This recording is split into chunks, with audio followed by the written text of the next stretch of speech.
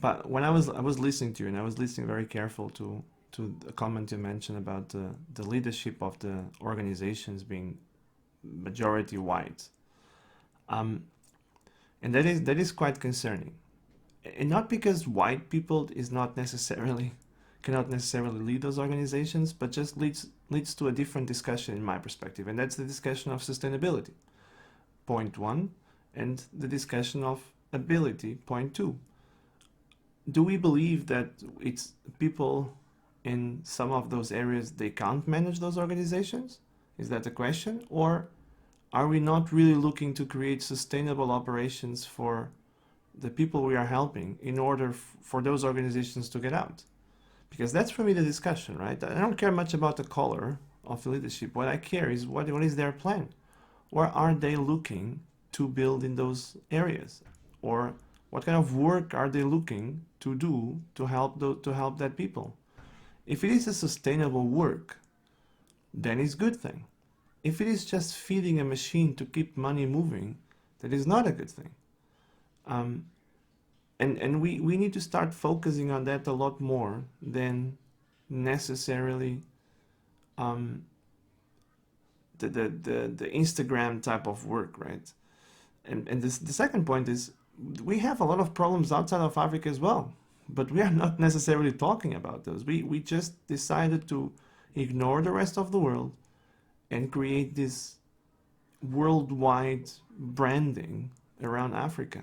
And I think it doesn't mean that we shouldn't help them. We have to help them, but we also have to talk about others. We also have to talk about other problems that are sociologically quite impactful for the populations and the United States and UK and Portugal with the refugees, with in so many other places where things are affecting our people, and we don't have the same level of engagement from organizations to work on those. And why is that? Is that because it's not selling? Is that because there is no funding for that? Is it because we don't talk about it? I don't know. I honestly don't know, but we need to talk about it.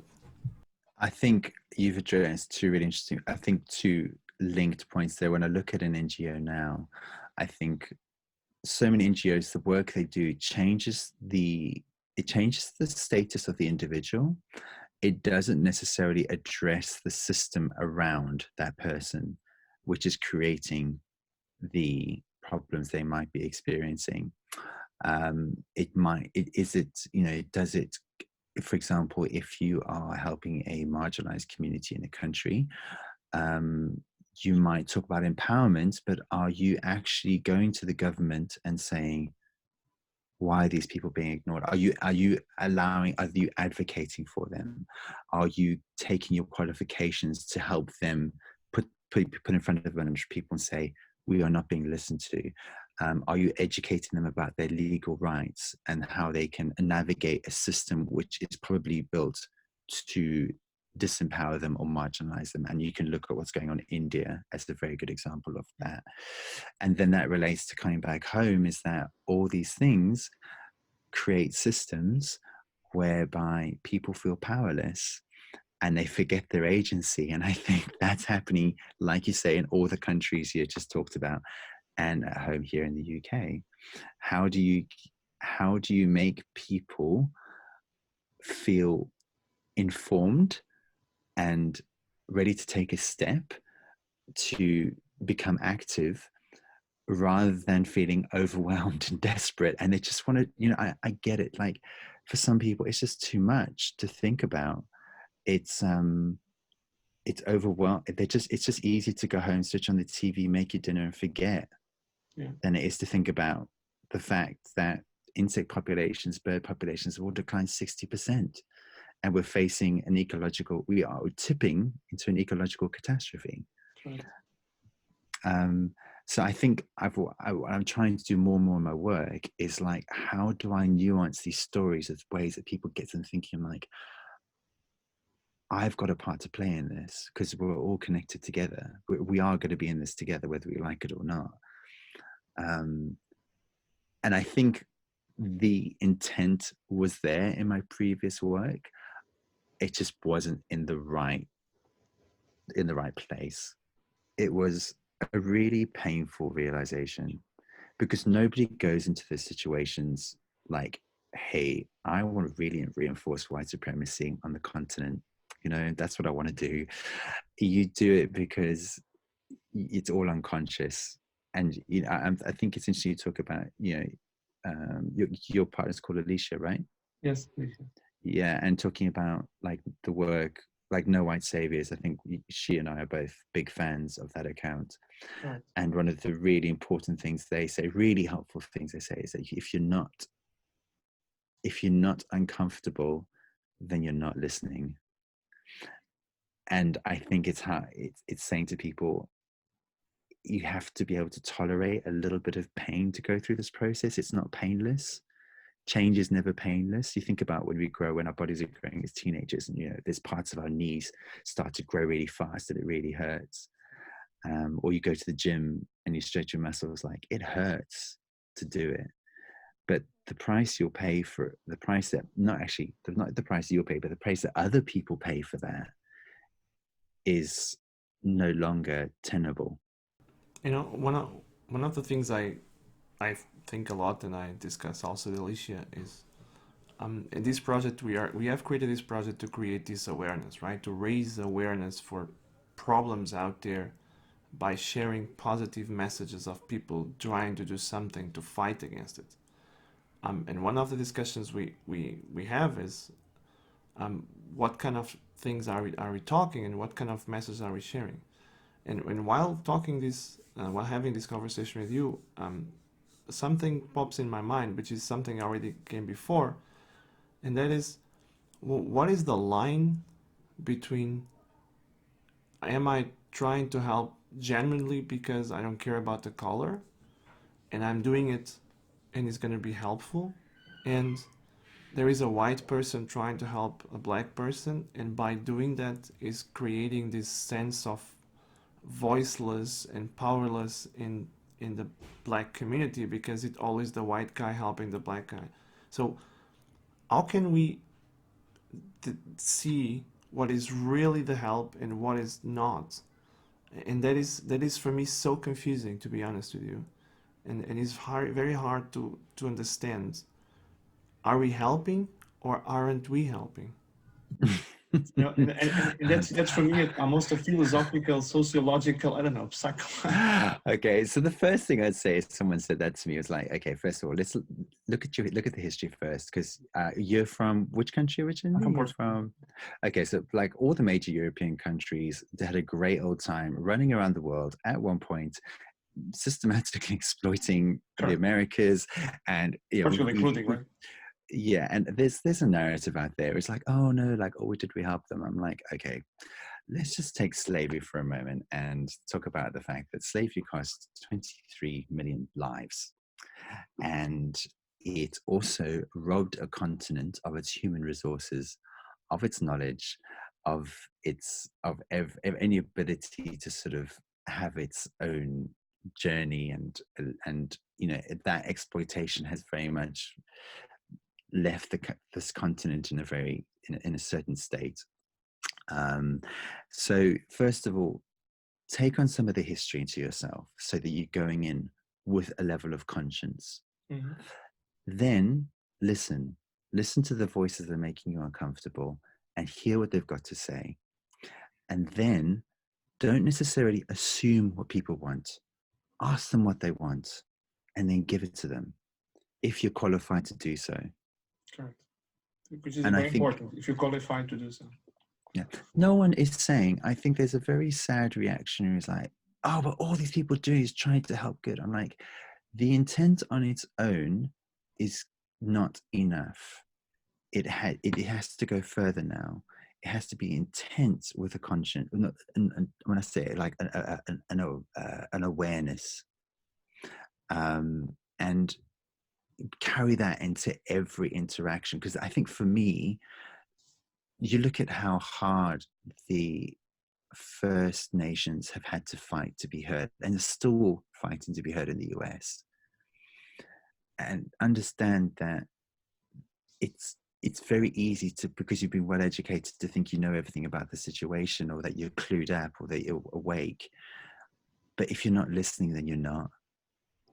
And so really trying to harness all of that into real respect and humility. And I think that is a much better place to start, because most of the time people, they know what they want. Most of the time they know what they need. Yeah, I would say that that is kind of where I'm at the moment. And I think, it's a bit like, when I don't know what the homelessness problem is like in Portugal at the moment. And someone said, there's this idea that you shouldn't give homeless people money because they're just going to spend on this, this, and this. I'm like, who cares? No matter what you give, no matter what money you give that person, they're going to be better off with it than they are without it. Yeah. And Usually, it's not. Yeah, go ahead. Go ahead. Yeah. No, it's like, and it's almost my money. It's like, well, that kind of power trip of like, oh, it's my money. Like, I'm going to spend that. I want to decide how it's spent.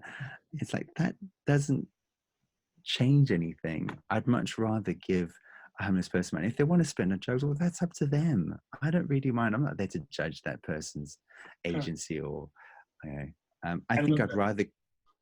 What's that? I said I love it, and I love it because usually people ask me, why did you give money to that person on the street, or he's not doing anything, he's just there asking for money, and he's gonna spend in drugs most likely, or he's not gonna spend in meds as he told you. And I always ask you, why is that even relevant to you, right? So why do we have to think about if the person on the other end is gonna keep what he said? In my mind, and maybe it's a very selfish mode, I think, well, he asked me money to buy meds. He obviously doesn't have a job, or he doesn't have a way to keep the money, but he needs the meds. At least is what he told me, and I gotta try to trust him. So I give him the money. If later on he doesn't spend the money buying the meds, or buying the food or whatever, there is nothing I can do. But why do I need to spend time trying to prejudge if it's not going to make much difference? I know there is always this thing we have in Portugal with these people helping parking the cars, and what they do is they stand there in the middle of the parking spot, parking area, and they just point to a parking spot that is free. So they don't really do a lot. They just tell you there's a parking there, which obviously I could see myself without someone telling me. But so we park the car, and usually they expect you to give them €1 or 50 cents or whatever, and most of the people don't give it. So I usually give it. And friends of mine have asked, why are you giving like €1 to this guy? He's like, yeah, you could have parked yourself.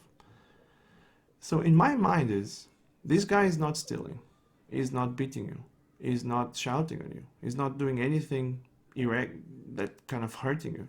So he's trying somehow to do a task to get something paid back. Isn't that like a good thing? Why do we have to make it more complicated than that? Just focus on doing the right thing and let the others do the same. Yeah, I think there's I think it's about feeling a sense of power. And I think that's a lot of where where moral judgment comes into people about why people are in the situations they're in. And I think I always say to people, like, if on the basis that I shouldn't give money to this man, that he might use it for drugs, probably about 70 to 80% of the UK population shouldn't be given their paycheck, because they're probably going to spend it on drugs too. And like you say, you have to, once you've done it, it's not hard, but you just got to wire into that compassion. It's like, irregardless of why that person is where they are, irregardless of what they might do with the money that have them, I've got so much. We have so much stuff. We are so unbelievably rich that it really doesn't cost anything, really, to give that person something which is going to help them on that particular day. And then, of course, you know, taking a big step from that is like, well, if you're not happy about that, then get involved with the systems addressing it. And I'm not saying, I think to some degree it's interesting, you know, you're talking about homelessness and we're talking about how things perpetuate, how the systems are meant to help end up perpetuating problems. San Francisco, I don't think I've seen a first world city personally where the homelessness is on such a huge scale. I'm talking about like 30 tents along a street, and this is in San Francisco is a spectacularly wealthy city. And what was interesting is that part of why homelessness became so institutionalized in San Francisco is that there were so many charities just doing the superficial day-to-day stuff like soup kitchens, giving out supplies, and not addressing the fact that the reason there's so much homelessness is because homes become so unaffordable, and there's no one saying, you know what, let's just cap it because people can't afford this anymore. And if they can't afford it, and this is the thing I like to say to people, you're only 1 or 2 steps away from that situation yourself. You just don't know it because you don't hold the cards in the situation. And when I say the situation, we abdicate our political agency because, and I think going back to Instagram, we've placed more and more emphasis on our own individual experiences rather than our experiences as connected people. And I think the price of being connected is that we care about each other, and it hurts because you're going to see people struggling and you're going to have to enter into an emotional exchange whereby you also have a responsibility to help each other. And I think that is where I kind of would like my work to push people towards, is like actually kind of like we're doing now. Like I remember when we had a first conversation, you wanted to talk about my work, and for a moment I was going to, but I realized, well, that's kind of about me, and I want to talk about what my work, where I'm kind of waking up to a bit, and how I want to change what I've been part of. And by having those conversations, we start to open up to each other a lot more. Yeah. And when we talk about someone in the street, I think the easiest thing for people is to say, I can't deal with this. It makes me really sad, but I can't, I don't want to make that step to change this person's situation. We've just had a really difficult election here in the UK, and that had for various reasons, had a very disappointing outcome. And you can read the terrain that if you took that as a superficial result, you'd say, oh, like this country has just really moved over to the right.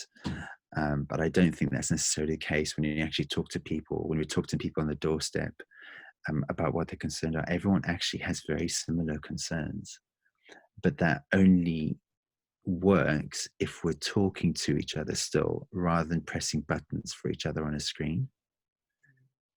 And I'm not saying like, look, I'm not going to knock Instagram altogether, because I wouldn't be having this conversation with you right now if it wasn't for that connectedness. But I think it has a real danger of isolating people from each other. And the more cut off we become, the worse our problems become, because we stop taking collective responsibility for our problems. But just listening to you just kind of makes me think about this Instagram and LinkedIn and social media and content, and it kind of upsets me, and it's been upsetting me for a while. The inability of people to consume things that have relevance in life. So, few weeks ago, I made an experience in LinkedIn. So I just shared. So we were sharing podcasts, the ones we were releasing, and we were not getting much traction, which is perfectly fine. We're just starting. But then I said, you know what, let me just share with my same exact account, just share a video of a goat just singing I Will Always Love You. And I got 8,000 views compared to 100 views of the podcast with the story of Hugo. And that is really scary. We at this point in time, we are reading or consuming disposable firework type of information. And we are not really spending time to talk about important things. So this project was about awareness. It's about getting people to talk about the real problems rather than just continuously talking about things that don't have relevance for anyone. It doesn't mean that we always have to talk about serious things. Of course, we can always have fun, but the question is how much are we really talking? How much are we really avoiding? Just give an example. A few days ago, I asked a CEO of a company that is apparently having a mission to avoid food waste. And I thought, well, that really fits our project, so it would be pretty nice to have her to talk to us. So I just dropped her an email, and the answer was, thank you very much for your contact, but this project is not relevant to us, or this thing is not relevant to us. How come relevance was a word that was used to answer my email? You could say, I don't have time. You could have 10,000 ways to reject us, but relevance? Relevance is a quite tough word, right? We are doing social awareness. We are sharing positive messages. There's no way this is not relevant. And so this thing it's often getting into my nerve, to be honest with you. I think there are like, in that scenario, there are multiple reasons why people say things they do in a specific moment of time. Sometimes people don't think. And I think there's always, like you say, because there is the assumption that because someone's doing good, they are good. And they're not that. And I think sometimes we do good in inverted commas because it's good for us, not because it's good for other people. And you can find, it goes back to the conversation we've been having, like, why do kids go to Africa to volunteer? Well, sometimes they do it because they're very socially aware and have a deep social conscience. Other times they want to do it because taking a photo with a black child makes you look like a good person and it gets likes, and that helps you with your career or your public perception or your Instagram or the amount of good that your cause is being seen to do. And I think there has to be, like we're having now, there has to be a much more intense, no, not intense, that's not the word I want to use. There has to be a much more powerful and rigorous examination and holding people to account as to why are you really doing what you're doing? Because you say you're doing good and the outcome might be seen good, but actually systematically you're part of something much more problematic. And I'm not saying you throw the bit. I'm not a big fan of what we call cancel culture. Like one person does one bad thing and that's it, they're a bad person. I think you have to say, well, this is good. You have to kind of examine it and analyze it a bit. Well, the outcome's great, the intent is great, but this bit in the middle, there's a connect the wires across here. We need to, I think what we're doing now is by, say, connecting with people who are of a similar conscience and bring them together to put the magnifying glass on that kind of behavior that you're talking about. Were you tempted to write back and say, would you mind going into a little bit more detail? Because I think we're on the same path here, but I'm not understand why relevance is something that you're particularly worried about in terms of your exposure. Yeah, I kind of answer that. Not not so straight, but I kind of questioned if relevance is really what she meant with that. Um, but at the end, after we moved on, because ultimately we have people like you and others that really want to talk to us, and that is where we should focus, right? People that want to embrace this project and share the same ambition we share. Um, you know, I think I can do some things, and those things are to record this podcast, to keep on going with this project, to share stories. But I also really can't force people to either want to share the same mission, or even to listen. So I don't know how many people will listen to this podcast. I don't know if it's going to be 1, 2, 1 million. I don't know if we're going to have one now and 6,000 or 5,000 or 1,000 in a year from now. But I also can't control it, and because I can't control it, I shouldn't probably spend much time about it, right? It's just, that's the way it is. I think, like we saying there, is like, if people are listening, I think, and we're drawn to, and everyone has the ability to create content now, and when you create content, sometimes you assume the only validity it have is it has huge success, and that's a very it's a poor barometer for what success can look like Mhm. and what success can be. I think, okay, so for example, let's just take it as valid that for this particular person who wrote back to you that this particular platform you have at the moment isn't relevant to them. But that doesn't mean that there aren't other ways that isn't relevant to other people. And your successes on a battle this big, because we are fighting on multiple fronts now. We are fighting on the environmental front. We are fighting on against the resurgence of right-wing politics and right-wing attitudes. We are, and that includes, you know, being anti-racism. You know, we are talking about the battle for the recognition of trans people. We are talking about gender equality. We're talking about gender full stop. Yeah, and I could go on. But my point is that, you know, not every single battle is going to be a big, like you say, a big fireworks explosion. Sometimes it's just one more person comes on side or one more person comes awake. You know what, actually, what the really good example of this is, like, I don't know if in Portugal you've had the same thing, but in Britain, in the last, I went vegan 2 years ago, primarily on environmental grounds. And in that 2 years, there has been a massive increase in vegan offerings on your in your day-to-day diet. And I go on a separate tangent about how much we consume versus how much people consume in developing countries, but that's a different conversation for another day.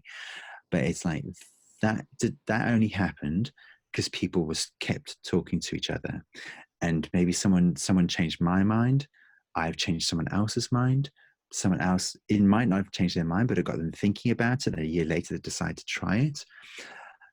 And so it's, you know, I think what Instagram does so well, and not, it's not a good thing, is that it's only if it makes a massive splash that it's anything to be regarded as valid. Whereas I'm much more like someone, if someone adds a comment and that's really meaningful, and I appreciate it as an example, then that is every bit as important, if not more so, than someone just tapping a button, because they've actually tried to make some kind of connection across a digital space. Yeah, and I fully agree. So I started this project kind of selfish because I thought, irrespective of how many people will listen to it, this will never fail. And will never fail because I will always learn something with everyone around, with everyone I'm talking to. And that is probably selfish, but it's probably a good way of describing it. This is not necessarily something we want to push through short podcasts with 5 minutes to get people to consume it. That is disposable content. We want to create meaningful content that sometimes takes 20 minutes, that sometimes takes 1 hour, because we want to share real stories like this one we're talking here. And so the when we started this, we were not necessarily looking for the likes and the followers. We were looking to create something to be out there, and in worst case scenario, the success is granted and is given anyway, because every single story we listen, it's something else we learn, and that is something that is, in my opinion, just priceless. But it still frustrates me, right? It still frustrates me that people is focusing so much on disposable content, is so much on goat singing I will always love you, and so less in impactful messages. So I, of course, is my thing, and I will have to go through it. But I'm not worried about the success of the project. I'm more worried, to be honest, about the society in general. I think if people do get frustrated, you know, that's kind of human, and it's okay to be frustrated. Like you would be inhuman if you weren't frustrated with what's going on in the world. But I always say, like, don't stop being frustrated. Like, take that energy and push it into, say, learning, and absorbing more information. Because the wonderful thing about the internet, for all its problems, is that it gives people, you say, I think in some way that the power of the news is more than ever, and also more mitigated than ever, because now you have so many other platforms. You can go and get a perspective on any particular issue that you care about. And I would say to people, I'm talking about racism in photography, white supremacy in photography, but I couldn't have done that without my friend Ramya, my friend Shyster, No White Saviors. There's a fantastic account called Decolonize. There's another one called run by a gentleman called Zara, who just, the famous photo Steve McCurry took. It encapsulates the whole thing so well. It's probably one of the most famous photos in modern photography called Afghan Girl, and it's the girl with the red hijab, and she's got these intense green eyes, and she's staring straight into the camera. Mm-hmm. You know the one I'm talking about? Yeah. And everyone, it's such an interesting narrative, and I'm so grateful for him to putting it out there. Is that photograph was taken under duress. She was forced to take it by her teacher. And this, and people then read these very sort of like noble, savage narrative into like, wow, like it really captures her soul. It's like what is captured is how pissed off she is that she's been forced to take her photo by Steve McCurry, and she's probably not very comfortable. And then so many years later, they went back and found her, and she's forced to do it again by her husband. And I'm like, that is the story. That is the story of that photo. And then sometimes people say, I took a photo of a guy in the street in London once. I'm like, oh my God, like you're looking to his soul. I'm like, no, he's just really confused why I wanted to take his photo. That's nothing to do with what's actually going on. So the more you expose yourself to uncomfortable learnings, the better placed you are to help others take the same journey. So, and just, in talking about your podcast, I've got 12,000 Instagram followers at the moment. And I'm just saying, it's a fairly, compared to a person on the street, it's a fairly high number, not in the big scheme of things, but I've really wanted to talk about what we've discussed in the last hour or so with my followers. And I have been terrified to, and I think because I'm very aware there's going to be a certain contingent. I'm not worried about losing followers, but there are some people who are going to say, oh my God, I'm so sick of white people being blamed for everything. And I'm going to have to partake in those conversations. And I've got a history of post-traumatic stress, so it's going to be really tough. But at the same time, I feel like I really want to take this step now. And when you came along, I was like, I'm so grateful that you were open to having that conversation, because it's given me the courage to start opening up the platform on which I speak on it. So, there's a huge validity and success in that. And thank you. It's my pleasure, man. It's been a fantastic conversation. I've learned so much. Chris, so we are getting to an end in our conversation, but I don't want to close the conversation without giving you the space to share, I don't know, a last message, a statement that you would like people to remember as something powerful that came out of this podcast. And I think I like to finish that way, because that's the entire thing about this project, right? We want to share, we want to talk it through, and I like people to share those messages, those statements, those opinions, those advices. I don't care. So tell me, what is yours? I want people to be open to learning uncomfortable lessons and understand that all the issues they're worried about are actually interconnected, and that by opening your mind to these uncomfortable learnings, we're going to be better positioned as a species to combat all these problems we're so worried about. And it's okay to be scared. It's okay to be scared. I think it's a brilliant way to finish this conversation. Chris, fantastic hour. Learned so much, enjoyed so much our conversation. Thank you for taking the time to talk to me. Thank you for taking the time to share your views and get yourself out of your comfort zone, as you said. I think everyone will enjoy it very much, and at least for me personally, it's been a terrific pleasure. Thank you, and Have fun. I'm so grateful for your time and for letting me share. So thank you very much. It's been great. Thank you.